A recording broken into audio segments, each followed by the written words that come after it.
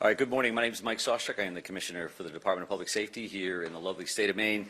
Thank you very much for joining us. As I stated yesterday in the afternoon conversation, for the consideration of the 4 death victims and their family, we are requesting that the ASL interpreter is in all frames for language access here in Maine and the U.S.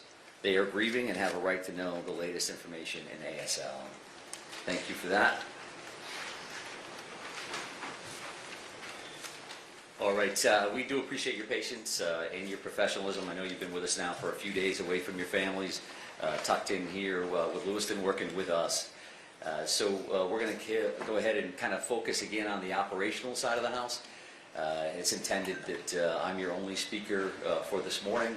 I suppose if we do get some Q&A that somebody else I think can answer readily, we'll do that, and we'll do the best we can for you. And for the state of Maine and the community here. So I do want to start right at 7:45 last night when Mr. Card was located deceased from a self-inflicted gunshot wound, and that did occur at the Maine Recycling Corporation, and that's at 61 Capitol Ave in Lisbon. And we're going to try to put that right up here on the screen. The audio visual is a little better than the chalkboard we had on day one. So this should show a map, a Google map location of where the Maine Recycling Corporation is located at. And I wanted to show this. This is the primary reason that we're late, because we were trying to get this switched over from Google Maps to something that you could utilize. But when you look at this, there's a triangle here. That stop right there. Yeah, exactly. That triangle is, in fact, the Maine Recycling Corporation. And if we go down across Capitol Avenue to where that circle is, that's the overflow parking location where he was found deceased in a trailer. So, and I think that's important because we were asked some good questions last night that we did not have the answers to at that point. So that particular location was cleared twice previously, and it was cleared in that triangle. It was cleared where the business is located, and that was cleared by Chief McGee and the Lisbon Police Department and individuals there earlier, and a joint or a combination tactical team later in the afternoon. The owner of that facility did a great job because he was like, you know, this individual knows the property. He could be tucked in the back of one of these trailers because they're full of recycled metal and all this stuff. You could crawl over the top. Well, we cleared the trailers. We cleared trailers that are there on that business footprint. Nobody had any idea that across the street, across Capitol Avenue, there's an overflow parking lot, which is the Recycling Corporation property. So the owner was very diligent to say, well, did you clear those trailers? Well, what trailers are you talking about? So then the follow-up is with the tactical team commanders to say, okay, tell me exactly where you were at. And then they were doing the same thing. We were looking at our timeline. We cleaned trailers. We didn't clear those. Let's go back. So the Maine State Police tactical team ultimately were the ones that located the body within one of those trailers. And this is a tractor trailer style. You know, you can picture that 18-wheeler. This is what a trailer would look like, a box trailer, is where he was located, right in the back of that. Some of those trailers are locked. Some of those trailers aren't. So he was found inside one of those boxes that was unlocked from the outside. And that you can probably picture that from just your experience on the street, right? You've seen those kind of things before. So that's where we found the body last night. A little bit of updates in that regard. We're going to be there probably through the end of the day, making sure that we process that particular scene. And we'll also be at the bar and grill and the bowling alley probably through the rest of the weekend. We're currently working that now, and we will definitely be working that tomorrow. And at this point, that is heavily resourced by evidence response team members. So ETs are processing physical evidence at those locations. Again, as we've discussed, there's a reason for that. That's a lot of material still there to work with. So we expect that we'll work through the weekend there. I would also just tell you that the behind-the-scenes stuff is a very intensive manhunt, an incredible amount of resources invested. Once he's located last night, truth be told, we got some people some rest. hopefully you got some sleep last night. So we sent some people home. They're back in this morning, all in for today. We're going to send them back to get some rest tomorrow. They can see their families and be back in on Monday, the entire team, to include our partners, which I am going to take more time today to make sure that I acknowledge everybody that I can. So they'll be back in on Monday to continue their work, whether it's scene cleanup, continuing to do interviews. Overall, we received 821-ish as of a little while ago, tips and leads, so we continue to work those. The digital tip line, that video tip line that you were so helpful in putting the information out on, ultimately we're at 197 of those leads, and that's information that was uploaded to that system. Got about a dozen or so search warrants that are completed, so signed and impounded meaning that you wouldn't have access to them at this point.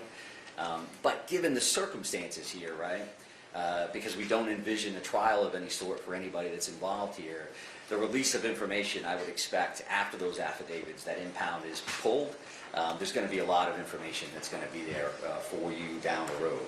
Again, we'll try to do the best we can today, now that that piece of this event is done and he's been found. We're certainly able to answer additional questions. Everything we say can be interpreted by a suspect.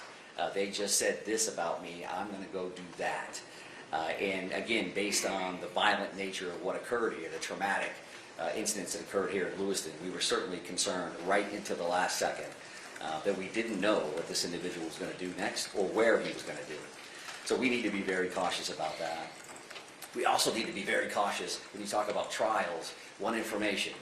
So Mike's at the podium and he said this, and then at trial 2 years later they say, well, didn't you say this and now you think this because you found it in a cell phone. All those things, we need to make sure that we're not being prejudicial for trials and for the court process. So again, from our end, about a dozen or so of those warrants, and everybody will continue to work on that. I think there's some additional information that I mentioned I was going to speak to you about today, and that is the addition of a family assistance center. And that family assistance center is going to be located at the Lewiston Armory at 65 Central Ave, right here in Lewiston, so 65 Central Ave. And that's intended to be a one-stop shop kind of thing, one central space for victims and their support persons to gather so that they don't have to make multiple stops for multiple different agencies to seek assistance. Now, this particular location is open for individuals who were present at the shooting site. So whether you were victim, physically stating that you were injured during this event, or you were there and traumatized, in either one of those situations, the Family Assistance Center will be a good spot for those individuals to go. I will say that this is probably, again, common sense, but the media will not be allowed to enter the Family Assistance Center. We want these folks focused on healing, not on, hey, am I in camera? What are people going to think? I don't want anybody to know I was there. So if you could do me a favor and help me out with that, that would be greatly appreciated.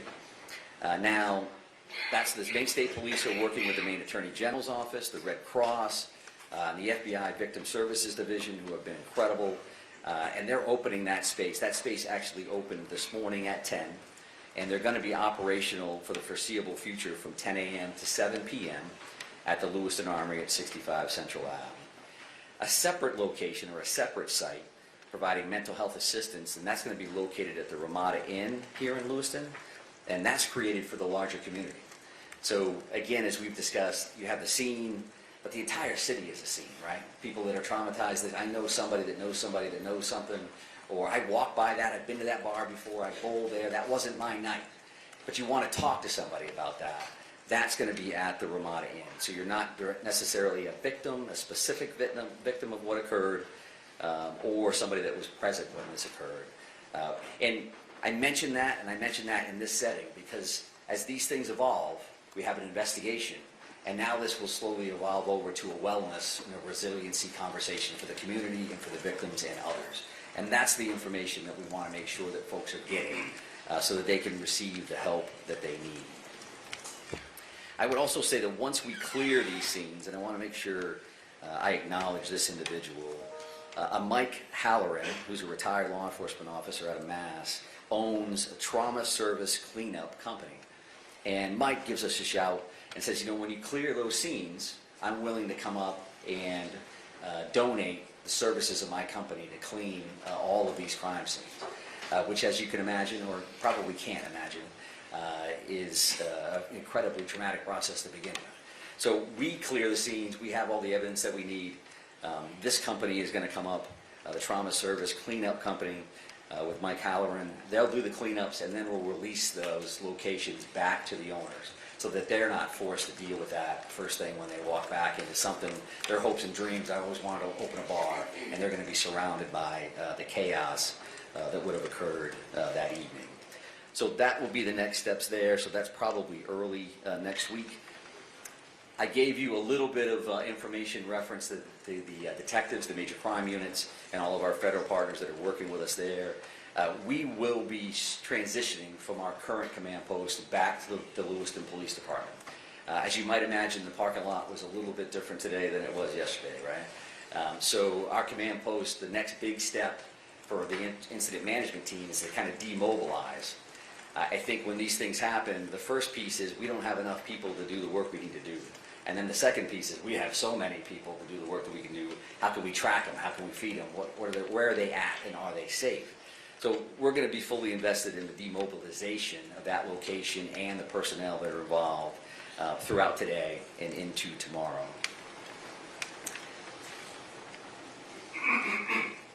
So I do want to touch on a couple other questions that have been asked along the way.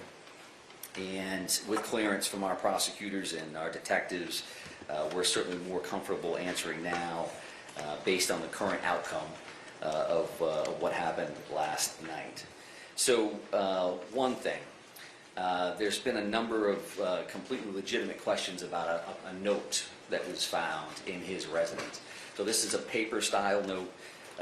I'm not going to read it to you verbatim, but what it is it's a note to a loved one, and is saying that this is the passcode for my phone, this is the bank account numbers, and I wouldn't describe it as a explicit suicide note, but the tone and tenor was that the individual was not going to be around and wanted to make sure that this loved one had access to his phone and whatever was in his phone.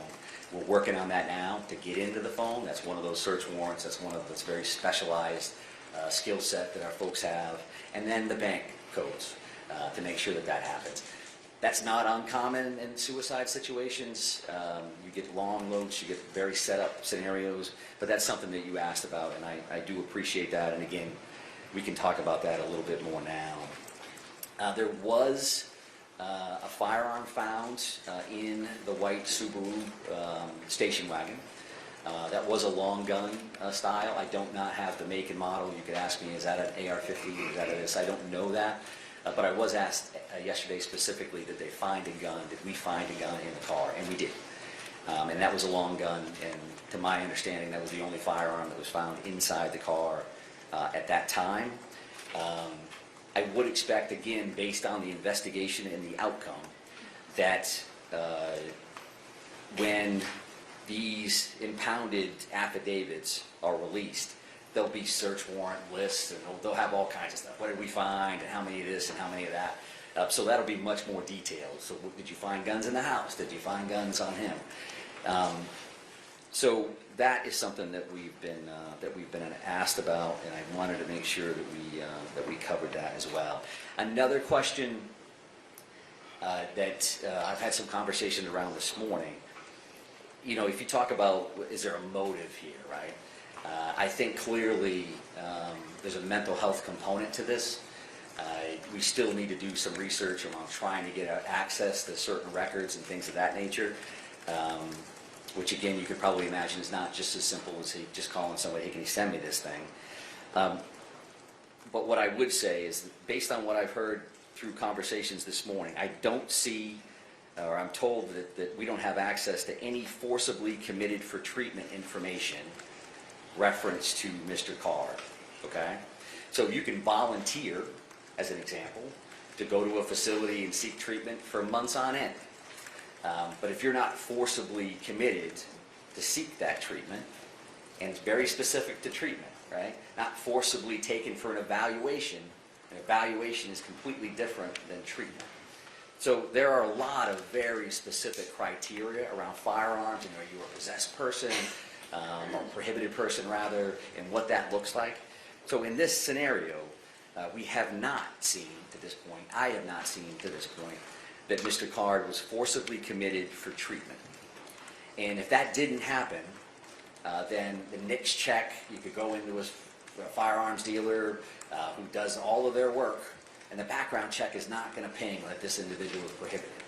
And something that's incredibly important for us to say, for me to say, and I find myself saying it on a regular basis, just because there's appears to be a mental health nexus to this scenario, the vast majority of people, the vast majority of people with a mental health diagnosis will never hurt anybody. They won't hurt themselves. They're not a danger to the community. Based on percentages alone, there's a bunch of folks in here that have a mental health diagnosis. I know law enforcement officers that have a mental health diagnosis. That doesn't mean they're a danger to the community. We certainly have people that reach that crisis level where that does occur, and we deal with those folks on a regular basis. Sometimes through involuntarily forcible commitments, right? And sometimes not. Sometimes there's different levels of that mental health system, and that's a whole different conversation that can be quite lengthy, and I can tell you that law enforcement has been involved at this point for decades and heavily involved over the last 15 years or so. So I think that that is the information that I know I wanted to come back and give you, and I would also just say again that there's information that we think we can give lawfully and through our subject experts around prosecutions and all these other things. I may want to tell you something, but I can't tell you. And that's just been the nature of the beast here along the way a little bit. I also want to mention this. It's a big deal. I was asked about cooperation of the family back at one point.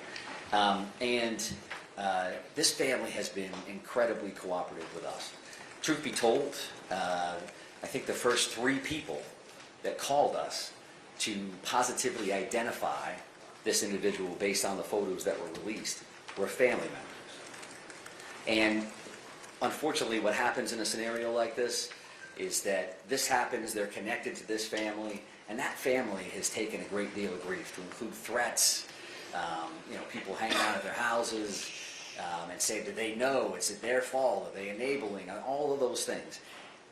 Our investigation would have been incredibly, it would have been detrimental if they didn't come forward immediately to let us know who this individual was. And how difficult a decision is that to make when you've lost this many people? It's not that difficult, but you can imagine that my family member was involved in that traumatic event, and I want to let people know. So that they should be acknowledged in that.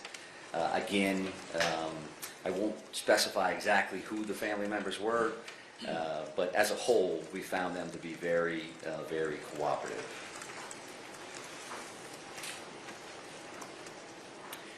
I will also state that, from an after-action perspective, you can imagine that all of the law enforcement officers, the various agencies involved, the rest of the public safety world, we will be having a number of after-action reports, lessons learned.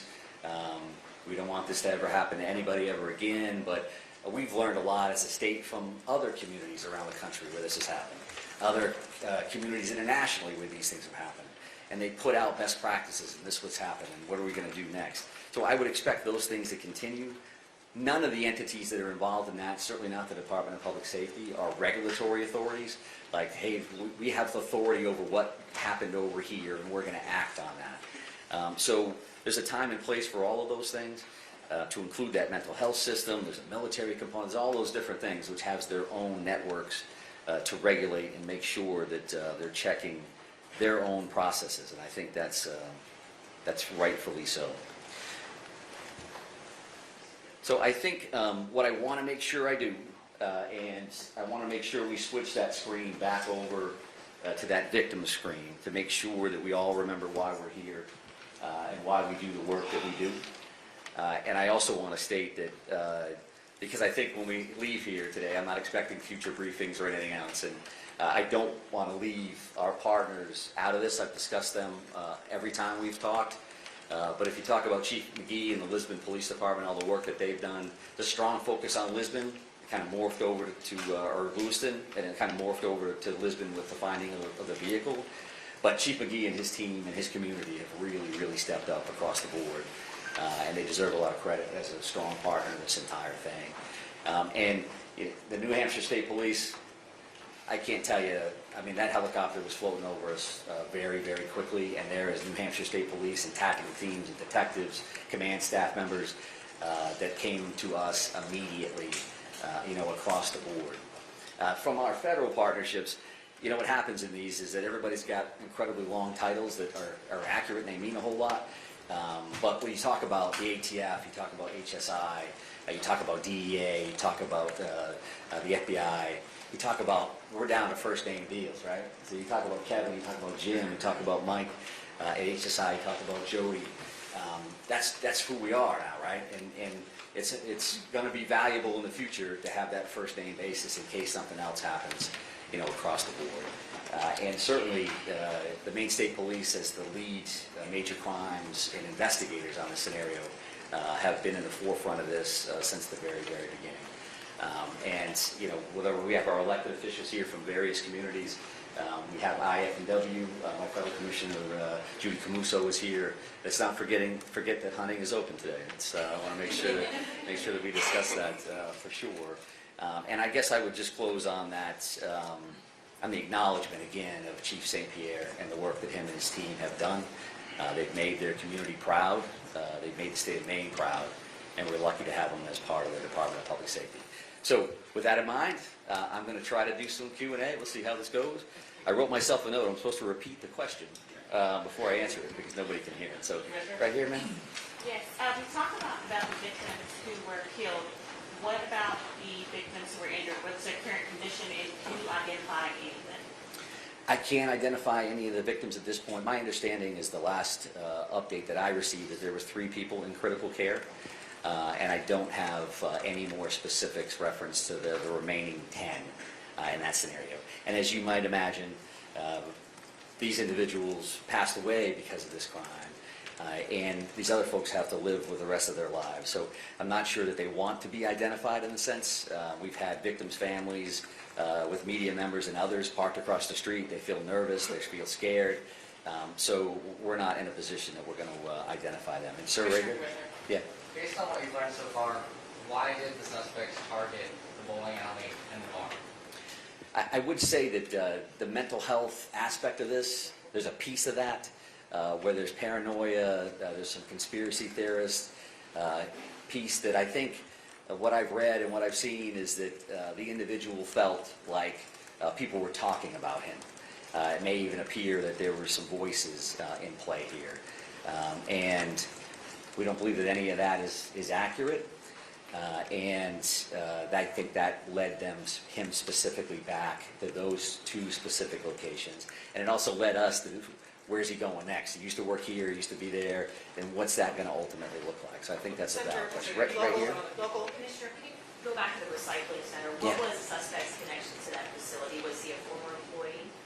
There was an employment relationship there at some point. I don't know if he was currently employed or not, and I don't think I'm in a position to answer that. I would kind of lean towards the business owner, and he's been part of this very forthcoming that got us back to that location to check. So I don't want to speak on his behalf of exactly where Mr. Carrs or what his status was at the end. How long was he deceased?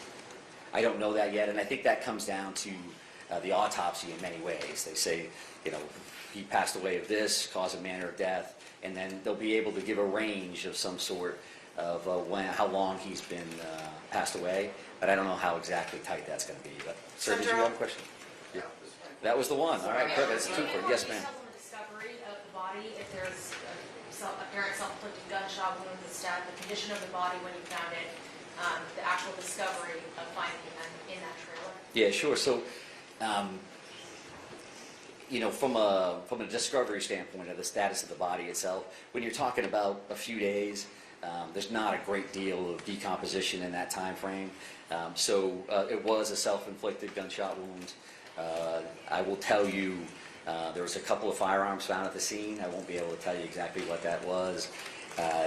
The one picture that I saw looked like he had the same sweatshirt on that he had, the picture that we put out at the bowling alley, that's appeared to be the sweatshirt that he was wearing at that time.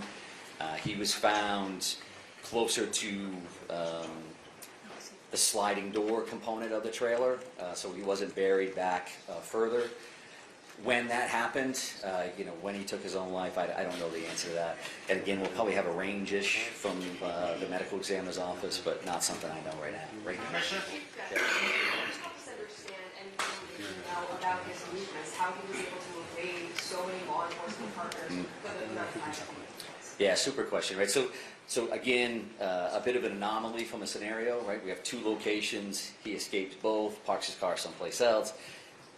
I want that picture to stay up there, but if you looked at that Google map, from the Lisbon location, but I'm going to screw up the boat launch terminology again. What is that again, Ryan? It's the Spanish River Bridge boat ramp, which is the entrance to the paper mill trail.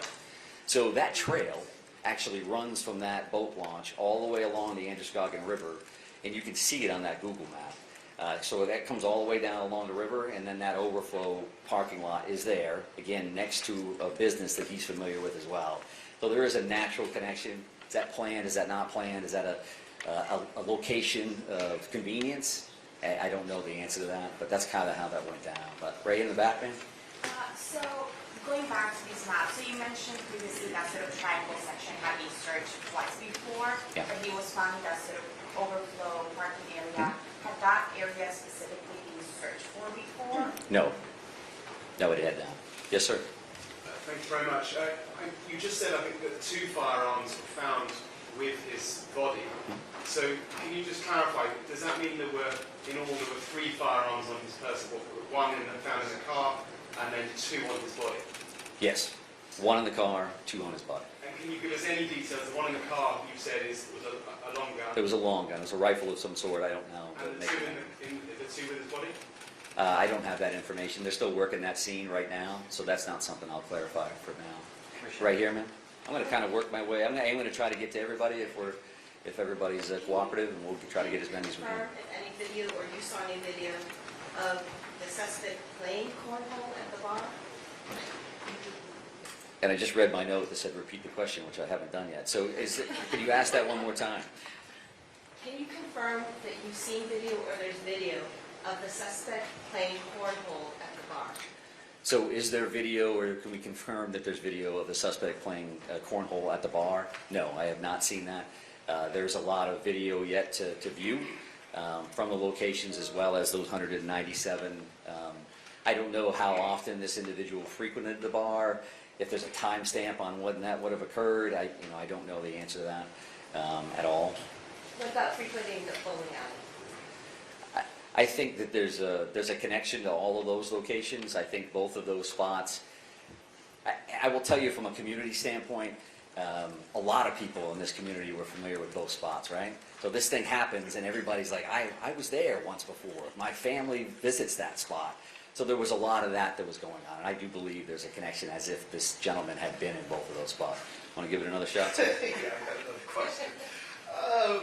We haven't talked a lot about what he was doing in the hours leading up to the shootings. Mm-hmm. Did he case the locations at all? Was he driving around? Can you shed any light on that? So we haven't focused a lot of time on the time frame leading up to the crimes themselves. And no, I really can't flesh that out.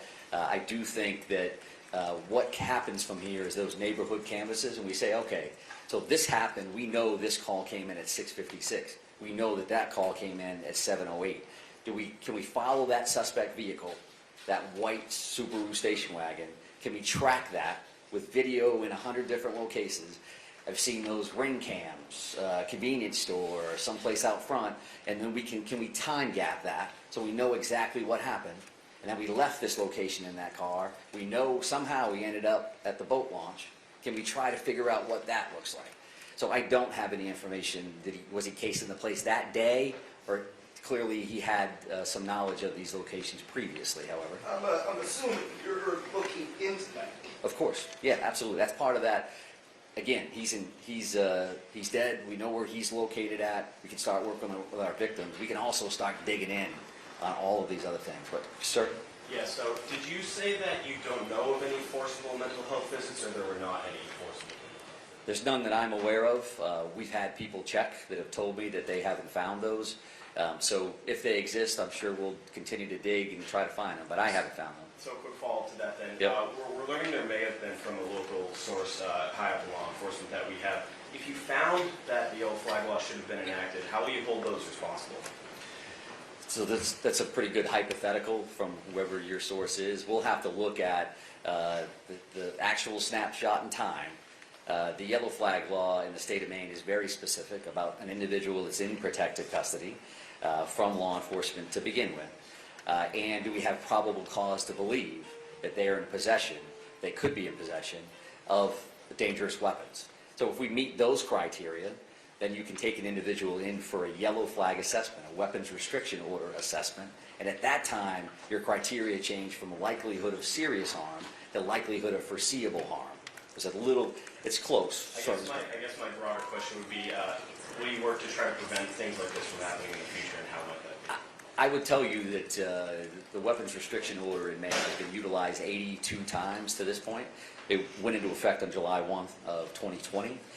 I know that because I read every single one of those reports and am involved in that process on a regular basis. Just gave a presentation last Friday to a group of social workers to make sure that we're putting that information out there as much as humanly possible. It has been effective to this point, and it's certainly something that we're always looking at. Can we tweak it? Can we make things better?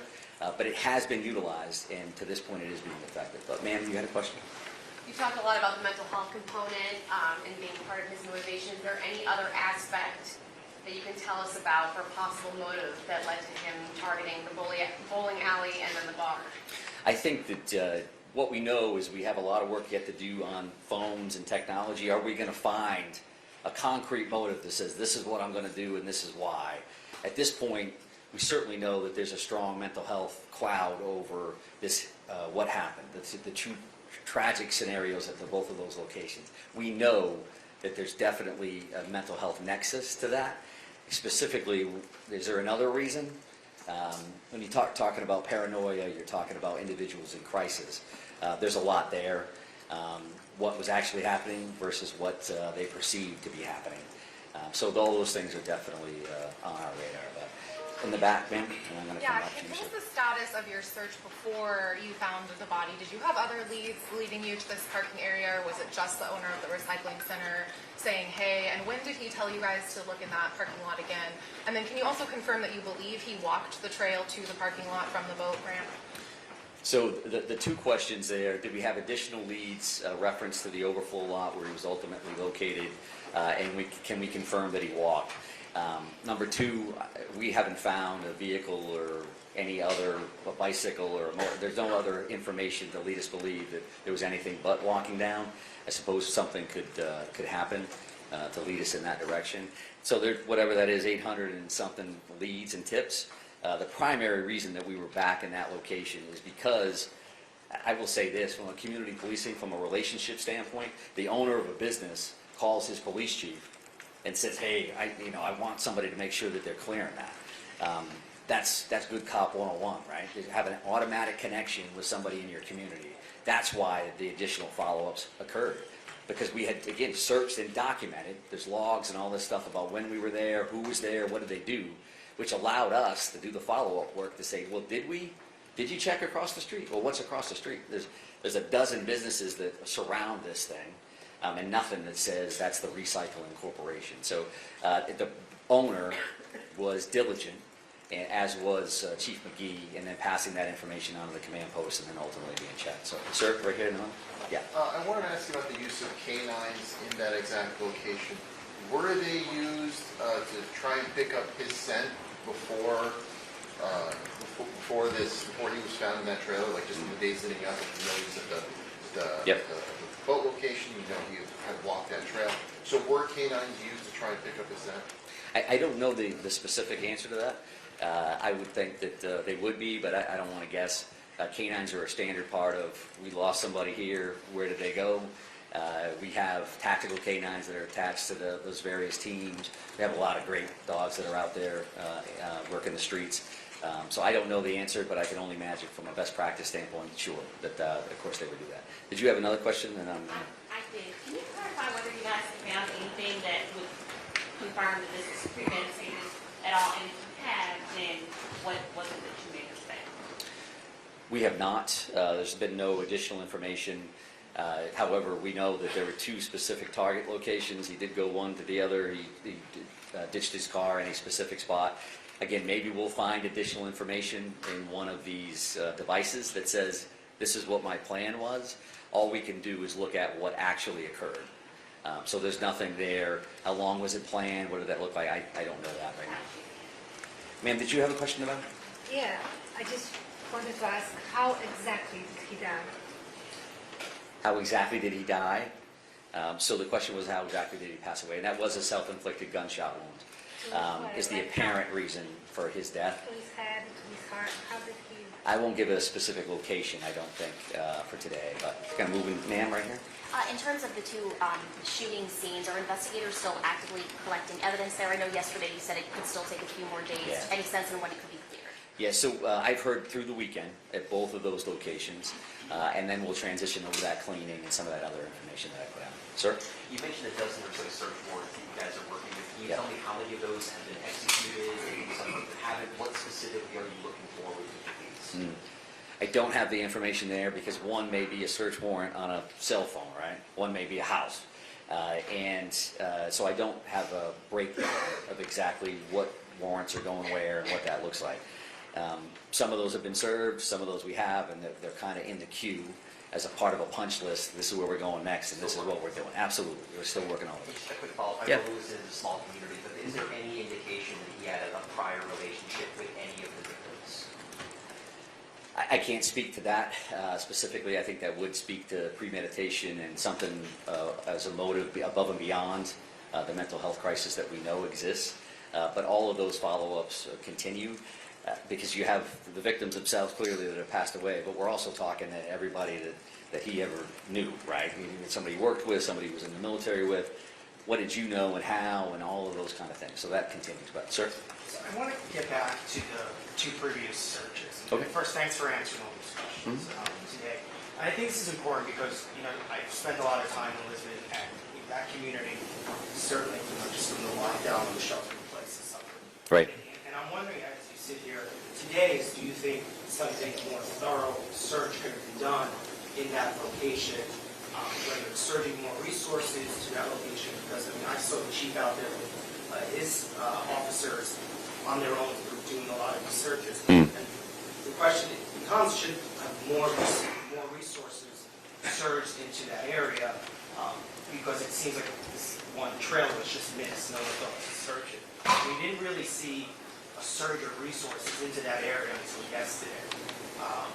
There was a much bigger presence yesterday than there had been previously. Right. So I'm wondering if you're thinking about that now, because it did affect this community. I mean, people were in tears, just going to the supermarket to shop. It was so difficult for them.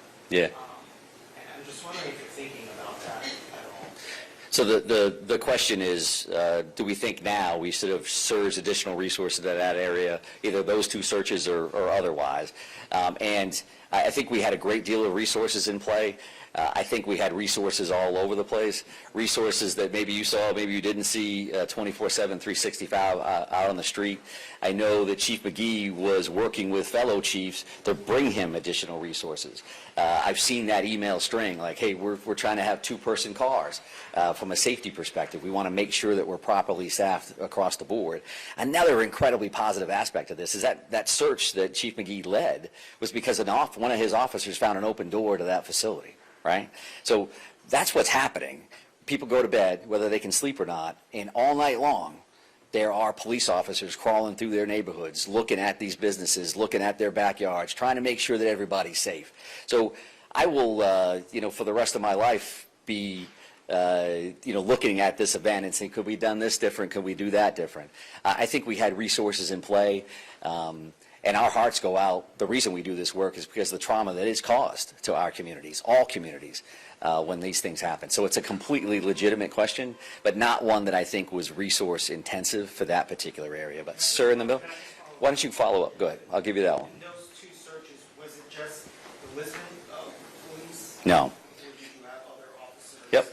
Oh, so you had other officers. So Chief McGee led that one search, and then there was also a combined tactical team that did an additional search.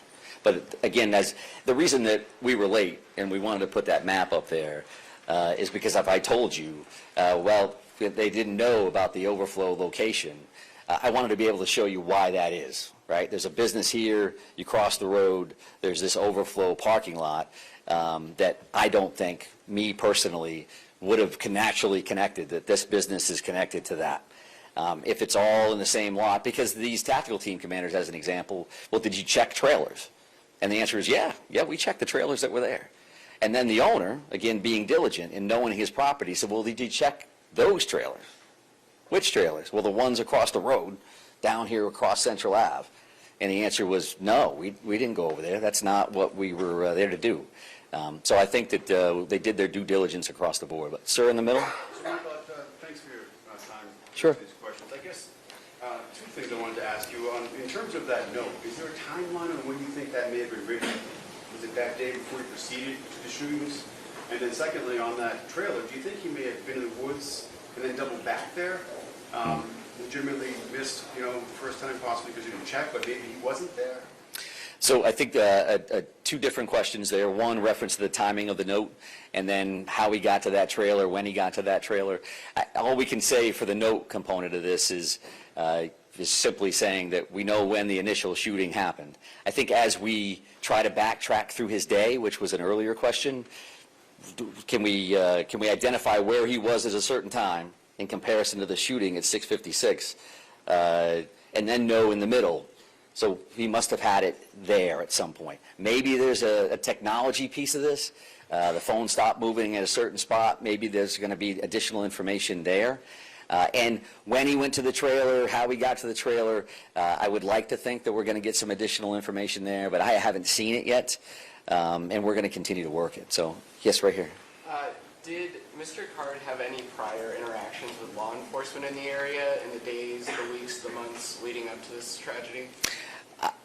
Somebody has told me that there was an OUI investigation from like 2007, but I'm not going to go in depth because I don't know enough about that. I don't want to lead you astray or give you the wrong information. And that question was reference to interaction with law enforcement as well as criminal history. But, sir? Commissioner, thank you for taking the time. Sure. A question for the ATF. Can you either tell us or tell the commissioner so he can tell us the make and model of each of the 3 firearms that were recovered and whether Card obtained them legally? So I think that the reality is that we'll have that information as part of the search warrants and as part of the investigation. I don't have it right now. That's my failing, not the ATF's. So I won't need the ATF to tell us what the make and model is. We will go to the ATF, however, to say when were these firearms purchased and who purchased them. And we'll know that initial component. That's a standard check that law enforcement do every time that a firearm is involved in an incident or a crime or anything else. I appreciate that, sir, but Yep. the ATF is standing behind you. Can they provide that? They can give you the same exact answer if you like. Would you like to answer that? So as far as the firearms, as far as I don't want to misidentify models or makes, but what I can tell you as far as the firearms that have been recovered, that they do appear to be purchased by him. And legally purchased. Legally purchased. Wait, 10 days before this incident, we have some information that there's you purchased it, some days before. Yes, some days before, there's been a number of firearms that have been recovered as part of this investigation, and some of them have been purchased very recently, and some of them years and years ago. Yes, sir, right there with the hat. Yep. Yeah, just a quick question. How many trailers are in that overflow lot, and do you know how many were locked and unlocked by any chance? 55. So it's 55 or 60 trailers that are parked back there, and I don't know how many are locked versus how many are unlocked. I'm sorry, you have to go through each one of those, and how long did that take to go through? I don't know. So I think the reality there is that these officers in the first 3 trailers located him, the tactical team ultimately located him, and I think that 3rd trailer. But do you have a question here, ma'am? Distance between where the car was found and where the body was found is just about a mile, as you know. You talk about when you searched that woods trail and when you twice cleared the business. So, I don't know, Chief, as far as you're clear, do you know, you want to step up and answer that? So as far as the trails, we located the car and a perimeter was set up, as you can imagine. And I actually think it's less than a mile, give or take. But you can imagine where that business was that we spoke about tonight. That's a large industrial park. We're not just talking about a small area. We're talking large industrial park. But I can say that there was numerous resources from state police, all the local agencies, all the sheriff's departments across the state of Maine, federal agencies. We had helicopters in the air over that vehicle moments after I arrived, and I was the 2nd officer on scene. I can tell you that we flooded that area with resources. Someone brought up a question about canines. One thing with canines is we don't want to hinder scents. And I'm not going to get into all the details of the investigation, but I can assure you that there was a lot of teams that searched the area. On top of, I'll add one thing, on top of it being an industrial park, numerous different businesses. Obviously, there was one business that we were interested in, and our tactical teams did clear that building at Maine Recycling. And as he pointed out, there was a open door that was found that one of my officers found on the overnights again, and we cleared the building again with several agencies. But I'll just point out this: why this is all going on, we have to also understand everything we do is a methodical approach, and we got to be safe. We got to make sure our officers are safe. But we're fielding hundreds of calls at our comm center. And there was also the tip line that I heard today how many calls came in there. As you can imagine, it was an astronomical amount of resources being used across our community. Not everybody's in marked police cars. Not everybody's in full uniform. But there was a lot of resources from across New England that was here, including helicopters, moments after I arrived on scene when that car was located. So we used every resource that was available. And we were, I think it was this gentleman down here asked me, how long are you going to search for? Or do you expect to find him? Every officer there wasn't going home until we found the individual. Just to follow up, the commissioner said the business is twice cleared. Was it twice cleared on Thursday, once Friday, twice Friday? When was the business? So Maine Recycling was cleared Thursday. It was cleared on Thursday. And then my officers, trying to think, I had like 3 hours sleep over the course of a few days. But it was in the middle of the night. I'd say it was 2:30, 3 o'clock in the morning. My officer found it, and we activated everybody to go to that area and got other resources. I was in constant contact with the state police tactical team. Throughout this, I was in constant contact with Lieutenant Keaton from the state police, did an outstanding job. Greg Roy from Maine State Police, outstanding job communicating information back and forth. My hat's off to the state police, because direct communication to me on my cell phone was great, and it was a coordinated effort. Everybody standing behind me from the federal level, Homeland Security, FBI, ATF. There was boots on the ground throughout the whole thing, assisting our agency. We all had a common goal to find him. It took 2 days, but we found him, and everybody could sleep good last night. So. Just to clarify, search on Thursday, then after midnight Friday? Yeah, I can't remember. It would have been.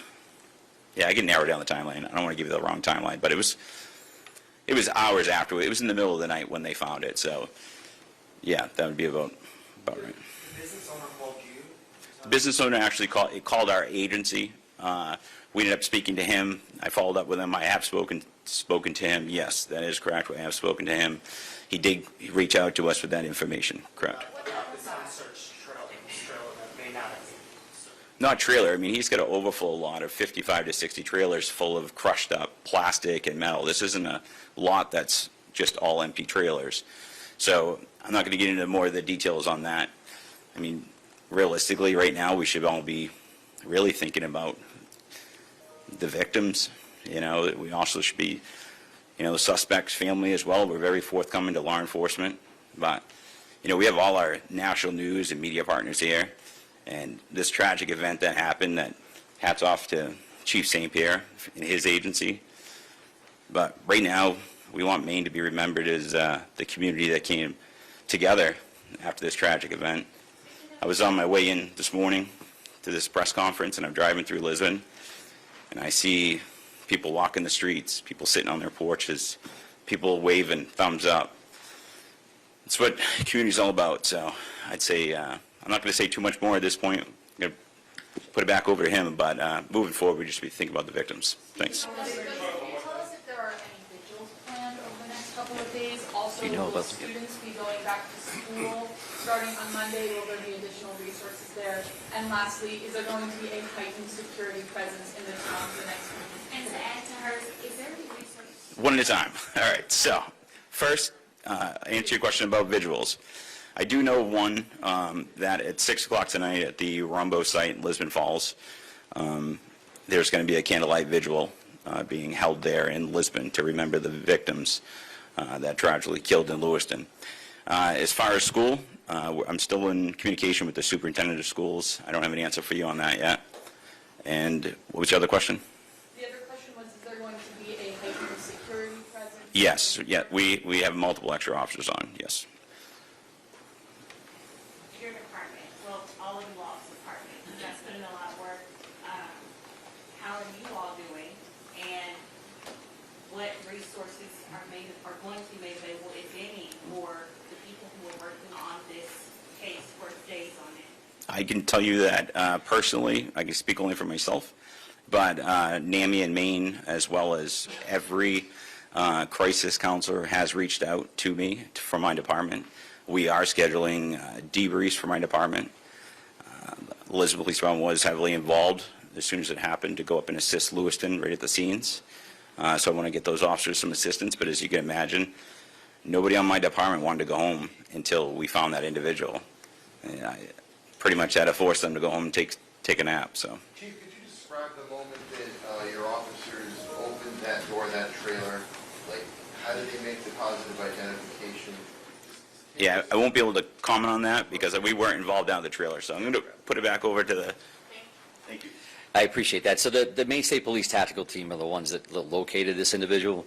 And again, because of the appearance, the facial hair, the clothing, the circumstances, they were communicating back to Major Crimes, who was communicating with the Attorney General's office, the medical examiner's office. What are we all comfortable with in order to ID this individual positively and say, so we could come and say that this individual has been found and he's deceased and this is how he passed away. So that part of that identification process is pretty standard, and that's the process that we followed here.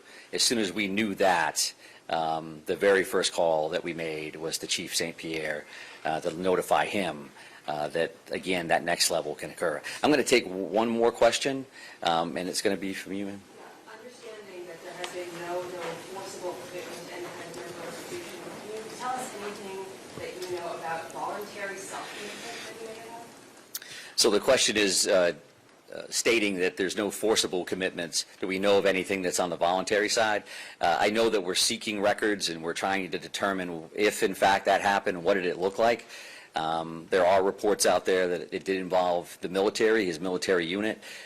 We don't have ready access to that documentation, so we're following up on that like we would with everything else. But I really, really do appreciate everybody's time, your patience, your professionalism. Thank you for taking care of our community. Thank you very much. Take care.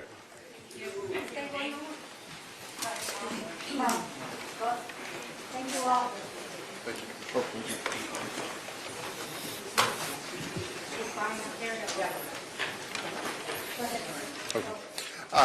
Yeah, I wanted to thank Chief St. Pierre, Lewiston Police Department.